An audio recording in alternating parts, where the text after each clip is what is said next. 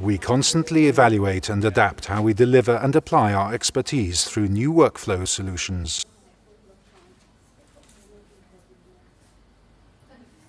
In October of 2009, a patient was admitted to the hospital with tuberculosis. Tuberculosis bacterium was sent for analysis to the state lab and was identified as a very uncommon genotype. So we had concerns about where this came from. That patient ultimately was discharged from the hospital, but later in December of 2009, 2 additional patients were again admitted with the same genotype. Tuberculosis it's not widely understood by the population that it's still out there, and we're seeing more and more of it in pockets. Certainly with sort of the globalization of the world and immigration, we see tuberculosis showing up. What's interesting about what happened here at Rush-Copley is that they were able to identify that the patients that were identified to have this tuberculosis had a genotype that was different than what they were used to seeing intermittently and very occasionally. It really speaks to the quality of care and the use of their resources here at Rush-Copley that they were able to identify that and then come up with a solution to curtail it.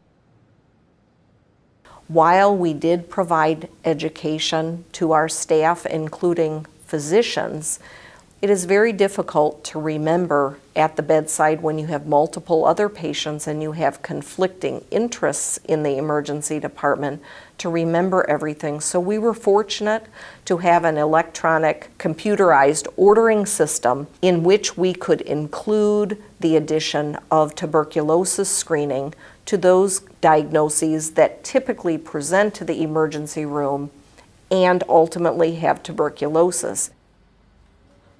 They're very busy in their work life, and to serve as a reminder and use those evidence-based order sets to be a trigger for the clinicians to catch those patients was the starting point of what was a successful containment of the outbreak. It was very important that we got out in front of our community and let them know that tuberculosis is a communicable disease, that in fact early identification before the disease becomes active, also known as latent phase tuberculosis, can really improve outcomes and minimize the disease as well as the cost burden in the treatment of tuberculosis.